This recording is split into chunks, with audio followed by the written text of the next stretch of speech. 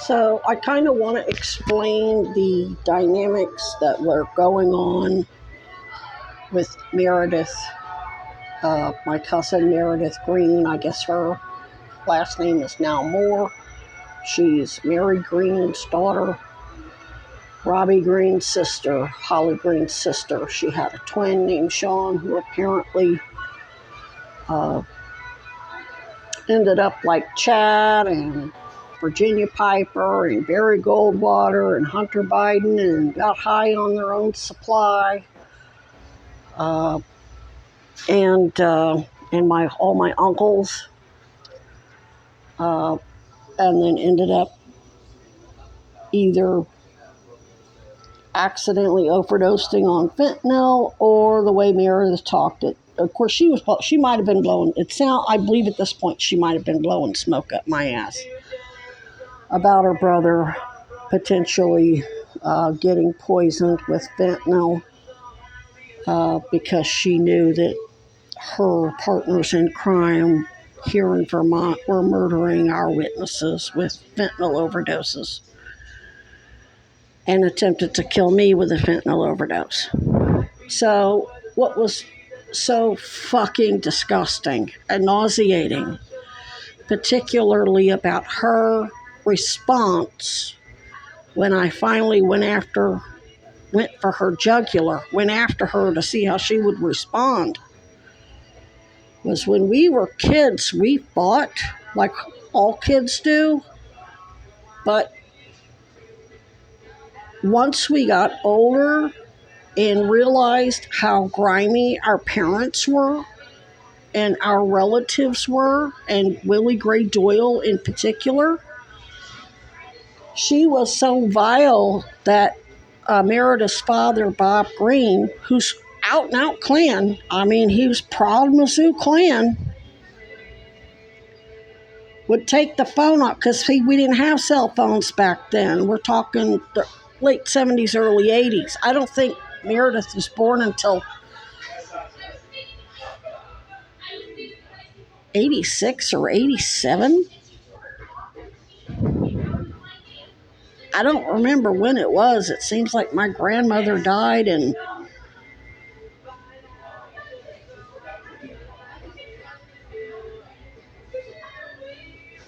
she must have been born in the mid 80s, because when I went to Arkansas in the mid 90s, she was like 9 or 10 years old. Smart, very smart. Her and Sean were super smart. But what I was trying to say is all of us kids knew our parents were vile, and particularly the Doyles. Wilma Doyle, my cousin Tracy, and Aubrey were uppity little whites. They tried to be white supremacist assholes to hide their Native American heritage. They wanted to be in with the popular kids. It was all about, back then it was Calvin Klein jeans and Nike tennis shoes and leather jackets and being popular with the white seeking white privileges. Cultural genocide, assimilation, basically. But we would make fun of them. We made fun of these assholes, the Doyles particularly, and particularly on the Chapman side, everybody talked about what a vile piece of shit Bob Green was. And if you look, when you watched, since you've got surveillance on my phone and texts and emails and all that, you saw the video chat, and I was very specific to do that video chat so that you could see her body language and see that she was very authentic in talking about how disgusting that behavior was. So she remembered that, and she tried to form a bond with me, wrapping around something that we all knew to be a healthy attitude towards our towards her grandparents and our parents' ugly behavior, to try to distance herself, that she has climbed in bed with the motherfuckers and took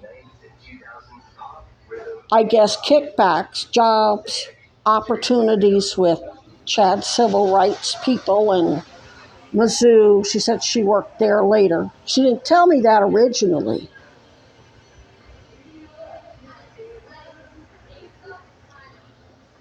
I got it out of her. But that makes what she was doing truly fucking disgusting. She's worse than our parents. She's worse than the Doyles. She's worse than her clan parents. Because the little bitch knows better. Robbie and Holly fucking know better.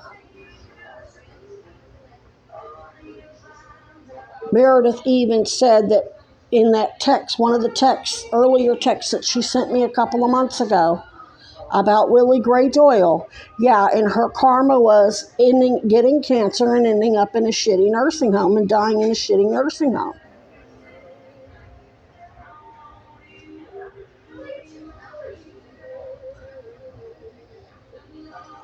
So that was all for two purposes, trying to convince me that she wasn't a part of the problem, that she wasn't a part of my lynch mob, to try to manipulate me and form a bond so I would trust her.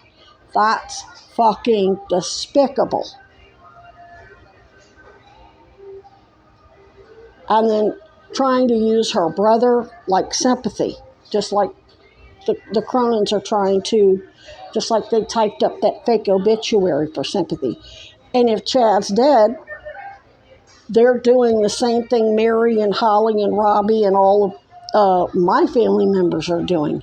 They're part of the criminal organization of drug and child and sex trafficking with all of Epstein's partners in crime, where the doctors are committing DEA drug diversion at the hospitals that ultimately pushes people to use their drugs on the street because people have untreated medical issues, whether it's mental health or otherwise, mental health issues that they create with all their gaslighting and coercion and physical coercion via the untreated medical conditions, the threats and the gaslighting, because Slick Willie and Trump's and Epstein's and Reagan's and Biden's and Clinton's drug cartel never ended. So if Chad's dead, his own partners in crime with his parents killed him. His parents don't want to end up being famous for killing their own kid. Just like Mary Green and Robbie Green and Holly Green and Meredith, his twin. They don't want to own the fact that their own partners in crime, that they tempted and coerced their son into participating in, ultimately got him killed. Deliberately or accidental overdose, doesn't matter. Their felonies led to their deaths. And they don't want to own it. If they'll do that to their own fucking kids, what the fuck you think they'll do to me?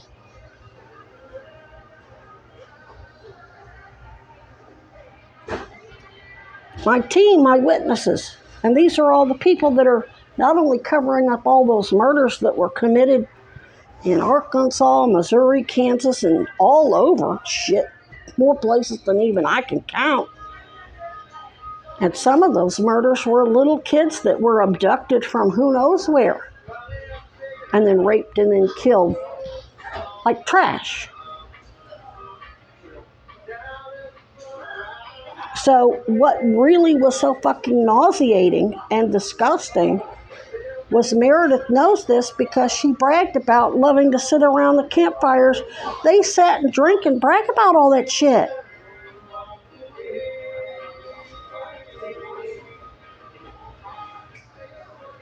She acknowledged that. She acknowledged all of it to make me think she wasn't part of the cover-up. Then talk shit about, how we all got lucky marrying, more privileged people than us. No, you weren't lucky. It was by design. You're covering up all the crap your family, Chapmans and the Greens and the Doyles And the more's on my side because Dean Doyle's tied to both sides of my family. My Uncle David Ray, my father's brother, was married to Wilma Doyle.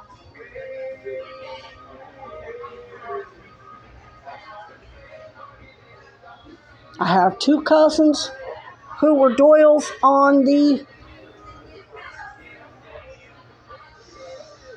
Moore side. But see, Dean Doyle doesn't have any blood. My cousins on Meredith's side, Dean Doyle isn't their real grandfather. He's just their grandfather by marriage. But he didn't corrupt Willie Gray. Willie Gray was an alcoholic and addict. So was Dean Doyle. They met in AA and corrupted the whole fucking program for everybody. She was the matriarch of AA. There's no matriarchs in AA. Not a fucking cult, but she turned it into one. And she was a counselor at the Phoenix House, the men's treatment center in Columbia.